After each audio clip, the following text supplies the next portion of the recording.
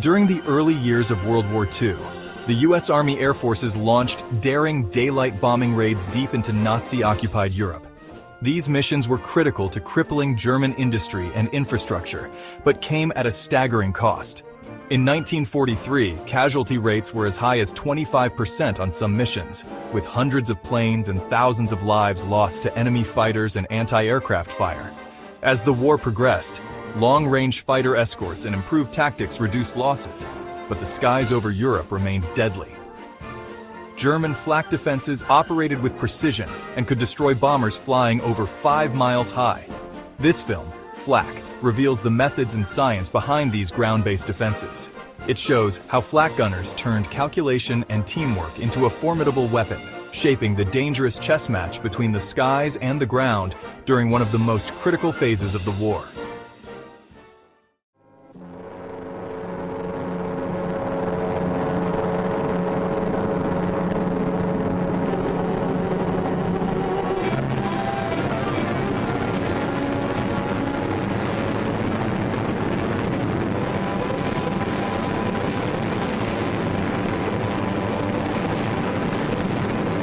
Pictures for you men who've not yet flown overseas. These are shots of our planes flying through flak over France and the Low Countries, over Germany and Italy, over Jap Islands in the South Pacific. It looks tough. It is tough. This is no attempt to minimize the danger of flak. The gunners are good, particularly the Germans. Their weapons and methods are good. Good enough to lay a shell on a plane 5 miles up, flying 300 miles an hour. Nevertheless, we've got a higher percentage of planes coming back now. There are a couple of reasons for that.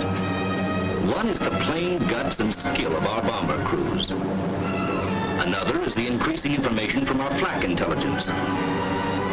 Bomber crews are forewarned as to what to expect, specifically.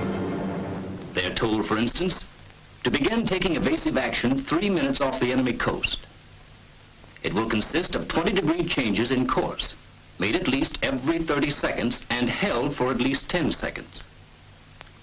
Here, you are to gain 1,000 feet in altitude. Arriving at your initial point, make a 90-degree change of course, lose 1,000 feet, and continue evasive action until you start your bombing run. Positive statements? The men in this room prefer it that way. They've learned that a bomber formation can't just take flak as it comes. They know that these briefing room statements are based on a scientific study, and they understand why evasive action must be flown exactly as planned. So that those of you who do not know can get the same understanding, let's have a good look at this flak business. Enemy anti-aircraft weapons vary from heavy guns like the German 88mm flak, the German 105mm flak, the Japanese 75mm, to small caliber automatic weapons, like the German 20mm, or the Japanese 25mm triple pom-pom. There's a great difference in methods of fire between the heavy gun and the small caliber automatic weapon. The heavy gun destroys aircraft by using a time-fused shell to put a large explosive burst in the near vicinity of the target. It must be, and is, accurate to high altitudes. The automatic weapon depends on a dense concentration of fire, flexibly controlled. Its shells explode when they actually hit the target. In heavy anti-aircraft fire, the problem of getting the necessary accuracy requires painstaking fire control. Let's see why. A heavy gun's shell takes roughly 1 second to climb 1,000 feet. It would take then about 27 seconds for a shell to reach the 27,000-foot level. This plane represents a bomber formation flying 200 miles per hour. If the gun is aimed directly at the planes at the time the shell is fired, the formation will have moved on almost 2 miles before the shell reaches their altitude. That's why a gunner always leads his target, like a hunter firing at ducks in flight. The hunter must forge his lead and aim ahead of the duck, if he is to hit it. But because of the great altitude and speed of a bomber, the anti-aircraft gunner cannot rely on dead reckoning. His leading must be a careful mathematical calculation. First, the aircraft is picked up in an optical sight and held on the crosshair. The sight keeps tracking it continuously, obtaining its direction and angular height while a stereoscopic rangefinder determines the altitude. At night or in bad weather, the aircraft may be tracked solely by radar. Whether tracked by optical sight or by radar, the information is fed by electric cable to a director.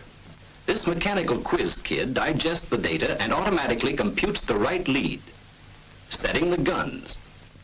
So they will fire not at where the target is now, but at where it will be at the end of the shell's time of flight. The director will then go on automatically adjusting and setting the guns as long as the planes remain in range. Of course, guns do not fire singly, but in batteries of 4 or 6. Our symbol now represents the heavier fire of a whole battery making a continuous pattern of bursts along the plane's course. Often, several batteries are within range, and all fire with the proper lead, as produced by their own fire control instruments. Each battery maintains predicted fire until it can no longer reach the attacking planes. But new batteries take up the firing as soon as they come within range. This is called continuously pointed fire. This is what continuously pointed fire looks like.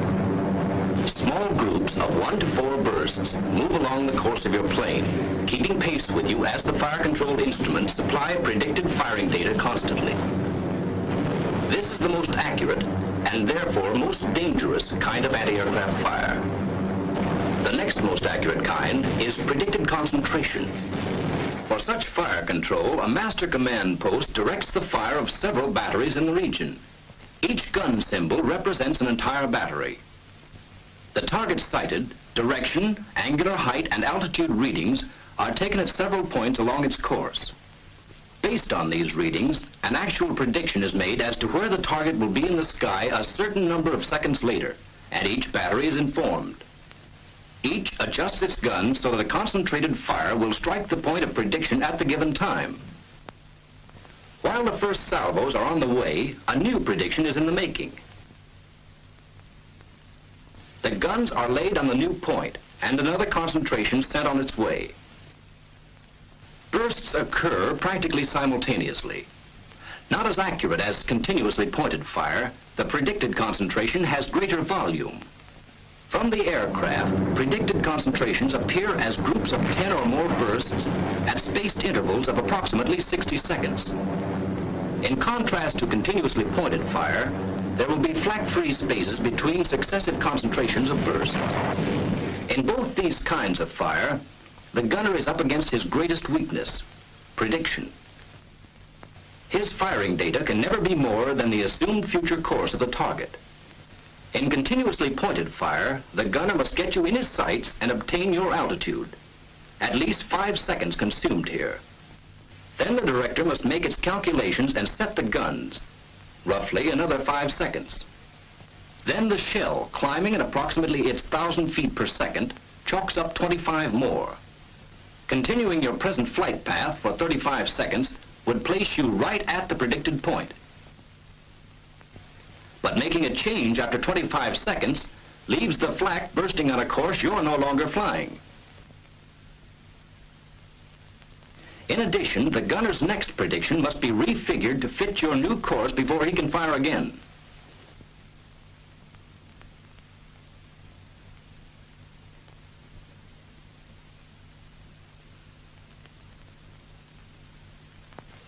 In predicted concentrations, the gunner has an even longer time lapse to contend with. For plotting the target's course, 25 seconds. For making a prediction, 5 seconds.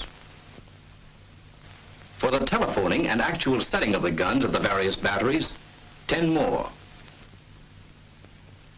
Adding 25 seconds for approximate time of flight gives us a total of 65 seconds. However, by flying planned evasive action, that is a point you'll never reach. You can see from this that if you knew when to make changes and what changes to make, you could continuously defeat the predictions.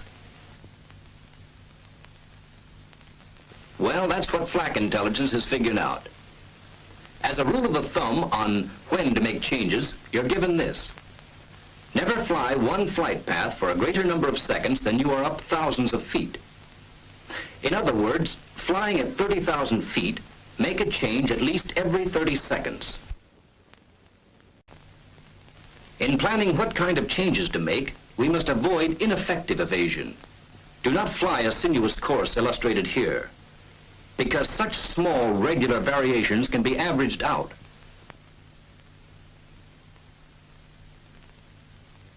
The same is true for small regular changes in altitude.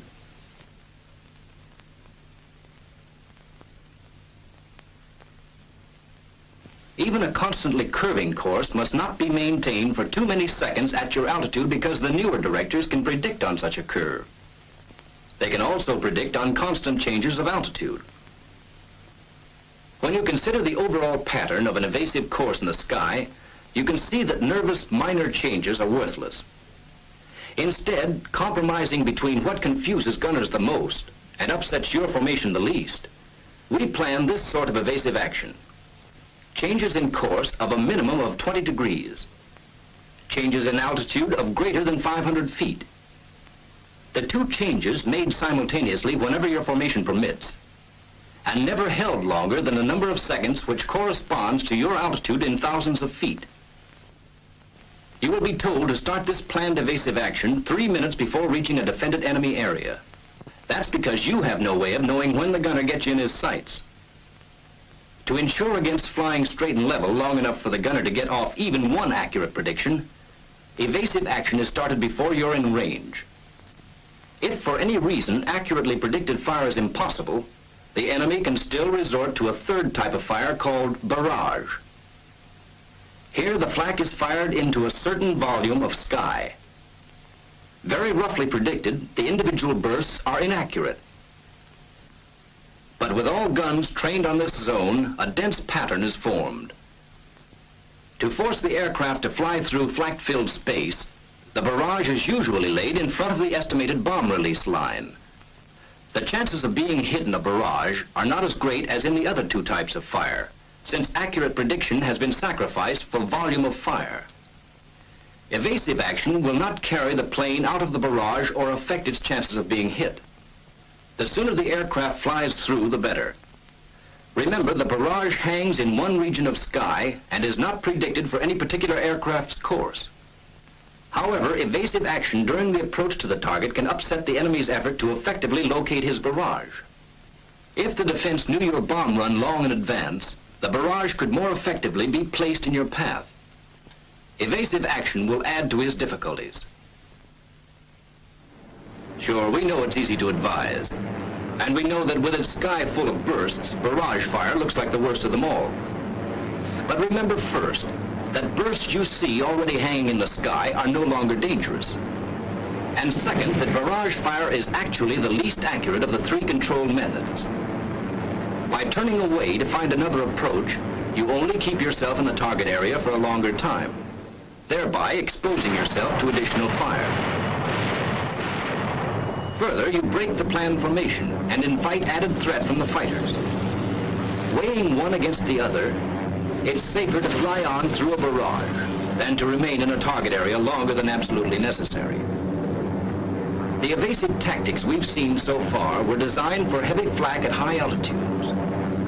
Bombing missions are planned for high altitudes whenever possible, because above 15,000 feet, anti-aircraft effectiveness decreases. Flak is quite accurate at 15,000 feet, but it becomes less accurate with altitude, so that at 20,000 feet, it is only 1/2 as accurate as it was at 15,000 feet. At 25,000 feet, its accuracy is again reduced by 1/2. At 30,000 feet, accuracy again is cut in half. In general, flak accuracy is reduced by 1/2 for every 5,000 feet increase in altitude. A common belief is that a magic medium altitude exists, where heavy flak has not yet become effective and light flak cannot reach. How wrong this legend is can be learned in a brief examination of the enemy's major guns. All light flak is effective up to 4,000 feet, and some special types are effective up to 10,000. Heavy flak becomes effective at about 3,000 feet, lowest level for which its time fuses can be set, then goes on to reach as high as 37,000 feet.